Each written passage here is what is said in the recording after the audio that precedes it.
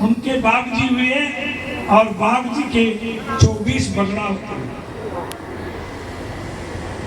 और बड़े बड़े सवाई भोज की तपस्या के प्रभाव से, शंकर भगवान में ज्यादा नहीं कहना चाहता, शंकर भगवान तपस्या से प्रसन्न हुए और काया और माया दी 12 साल। 12 साल में उन्होंने संसार में नाम कर दिया, परंतु एक अवगुण ने, एक श्राप पीने के अवगुण ने उनको धराशायी कर दिया। तो मैं वो आए थे वैसे चले गए, एक श्राप के कारण भगवान निमित्त बनाते हैं। इसलिए मैं ईश्वर को सामने रख के साक्षी से ये कहता हूँ कि भगवान अवतार लेके और माध्यम बना करके हमने हमारे को जो शिक्षा दी और श्राप से क्या क्या होता है, पूरा यदुवंश नष्ट हो गया, 56 कोटि यादव नष्ट हो गए। इसलिए मैं आपसे यही भीख मांगता हूँ कि आप भी किसी की निंदा न करें और यही सब चीजें जो माताओं से मांगा है वो वही आपसे मांगे कि आप अपनी पत्नी को छोड़ करके अन्य माताओं में बहन, बेटी और माँ का रूप देखें और अपने पिता को भगवान, माता पिता को भगवान का रूप देखें और भगवान के रूप को देखने वाला जो प्राणी माता पिता की सेवा करता है और अपनी पत्नी को छोड़ करके अन्य माताओं में जो माँ, बहन और बेटी का भाव रखता है, उसके घर में स्वयं शंकर भगवान निवास करते हैं।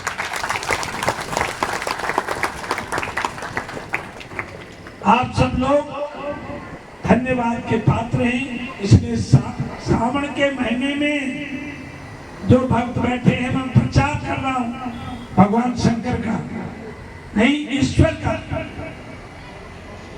देवताओं के भी देवता है, कम से कम श्रावण के महीने में श्राप को छोड़ देना, श्राप को छोड़ देना और अभक्ष्य पदार्थों का।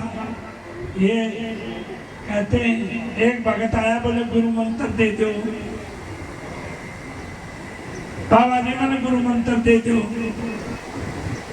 तो भाई ऐसे के खाए थे, तो बोले महाराज मेरे घर आड़ी थे ना, ये घरवाली है, ये ठीक नहीं रहती है, और आपका खान पान क्या है?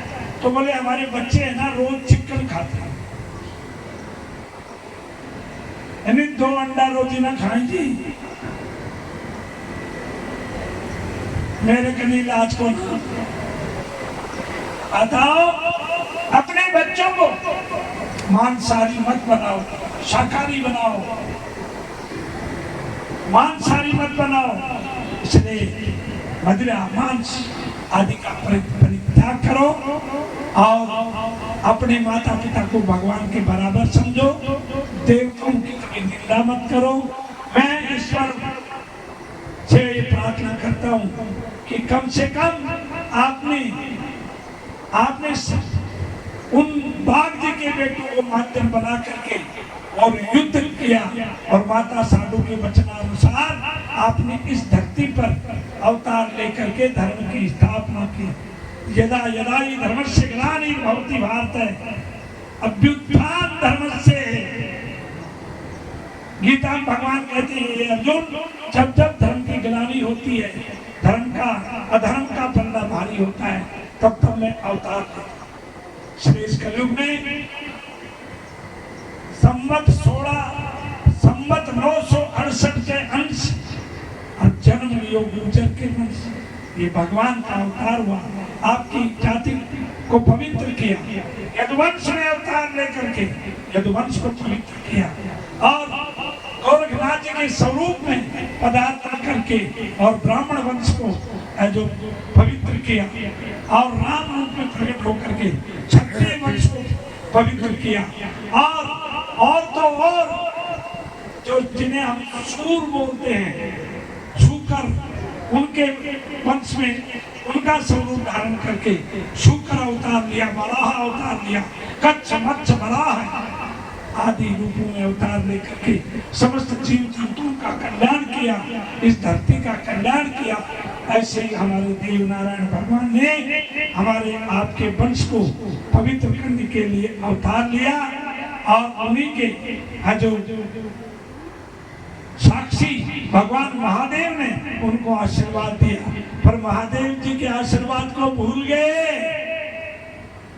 12 वर्ष की काया और माया तो मांग ली, परंतु भूल गए और वो दारू में लग गए। जब झगड़ा हो गया और सबका मांगा, माता के मांगने से भगवान स्वयं आए, आप सब लोग जानते हैं। इसलिए कभी किसी को दुष्ट वचन नहीं कहना, गौ ब्राह्मण माता पिता को भगवान समझना।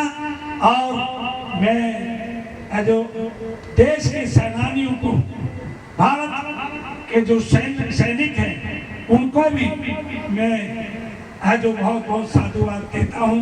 हमारी ये प्रवचन, हमारी ये भक्ति, ये हमारे जो धार्मिक स्थान, ये सब हमारे सैनिकों के पीछे सुरक्षित हैं।